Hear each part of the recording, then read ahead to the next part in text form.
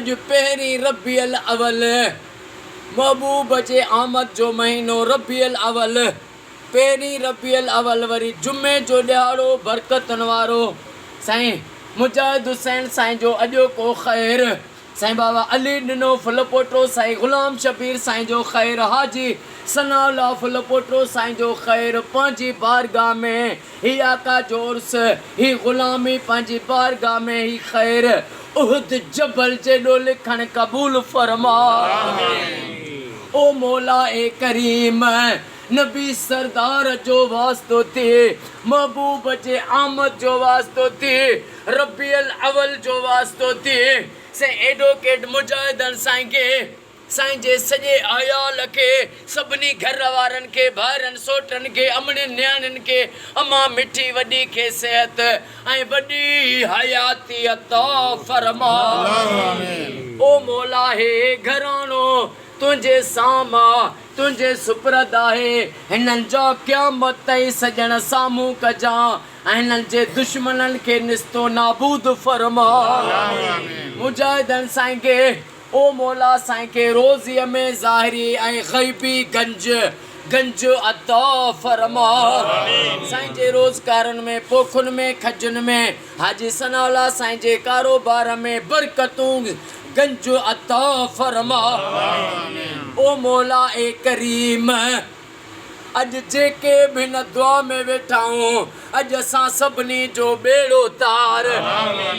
असांजे जमायत जे निगरान खे साईं अरबाब अली साईं खे सिहत ऐं वॾी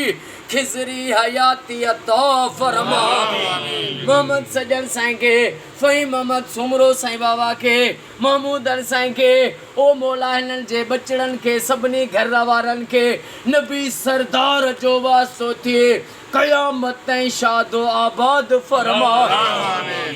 गुलज़ार अली फुल पोटो साईं जा अल्लाह यार फुल पोटो साईं जा बेड़ा पार फरमा ओ मौला 12 रबियल अवल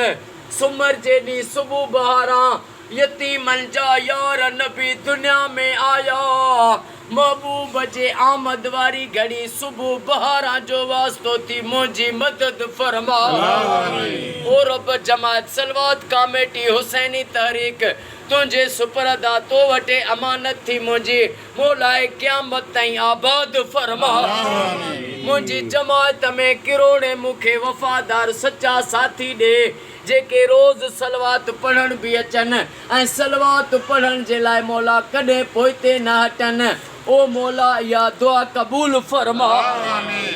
हर मोमिन खे पंहिंजे घर में लख सलवात पढ़ाइण नसीब फरमा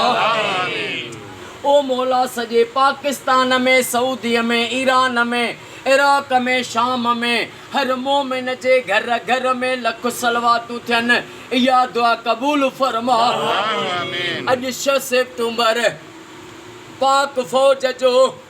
दिफ़ा पाकिस्तान जो ओ मौला अॼोको ॾियारो नबी साईं जो वास्तो थी मुंहिंजे वतन पाकिस्तान खे ऐं वतन जी पाक फ़ौज आर्मी खे क़यामत ताईं हर मोड़ ते कामयाबी फतेह ऐं इज़त अता फरमा मुजाहिदनि साईं जेको बि दिलि में सोचे थो साईं जे सभई दिलनि जूं जाइज़ तमन्नाऊं पूरियूं फरमा साईं दीदार अहमद सियाल साईं खे मोहम्मद बिलावल सियाल साईं खे सेहत ऐं वॾी हयाती अता फरमा हाजी अल्लाह वधायो भंड साईं जा बच्चा घर आबाद फरमा इन्नल्लाह व मलाइकतहु युसल्लूना अलल नबी या अय्युहल्लज़ीना आमनू सल्लु अलैहि वसल्लिमू तस्लीमा अल्लाहुम्मा सल्लि अला सय्यदना मुहम्मदिन नबिय्यिल उम्मी व अला आलिहि वसल्लिमू तस्लीमा ला इलाहा इल्लल्लाह मुहम्मदुर रसूलुल्लाह नारे हैदरी।